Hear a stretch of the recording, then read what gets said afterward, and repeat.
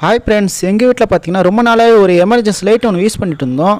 இந்த லைட் வந்து பார்த்திங்கன்னா ஆன் பண்ணும்போது பவர் வந்து ரொம்ப டிம்மாகவே இருக்குது. பவர் வந்து அந்த அளவுக்கு ப்ரைட்டாக இல்லை. என்ன பிரச்சனைனே தெரியல. சரி, நம்ம சார்ஜ் போட்டு பார்க்கலாமேன்னு சார்ஜும் போட்டுட்டேன். சார்ஜ் போட்டு ஆன் பண்ணி பார்க்குறேன். அப்போயுமே பார்த்தீங்கன்னா பவர் ரொம்ப டிம்மாகவே இருக்குது. பவராகவே இல்லை. என்ன பிரச்சனைனே தெரியல. சரி, நம்ம கழட்டி பார்க்கலாமேன்னு நம்ம 4 ஸ்க்ரூ இதில் கொடுத்துருப்பாங்க. அந்த 4 ஸ்க்ரூவும் கழட்டிட்டோம். கழட்டி ஓப்பன் பண்ணி பார்க்கும்போது இதில் வந்து பார்த்திங்கன்னா 2 பேட்டரி கொடுத்துக்கிறான். இந்த 2 பேட்டரியுமே பார்த்திங்கன்னா லீடு ஆசிட் பேட்டரின்னு சொல்லுவாங்க. பொதுவாக நம்ம வச்சுக்கிற எல்லா எலக்ட்ரிக் ஜாமாவிலையும் இந்த மாதிரி பேட்டரி தான் கொடுத்துருப்பாங்க.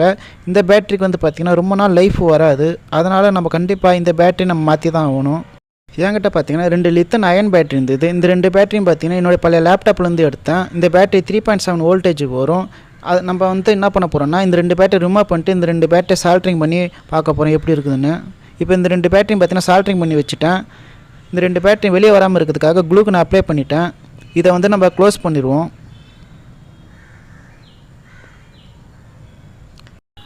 இப்போ சார்ஜ் போட்டு டெஸ்ட் பண்ணி பார்ப்போம் எடுக்குதா இல்லையான்னு. இப்போ ஆன் பண்ணி பார்ப்போம். இப்போ பார்த்தீங்கன்னா முன்ன இருந்ததோட இப்போ ரொம்பவே பிரைட்டாகவே இருக்குது.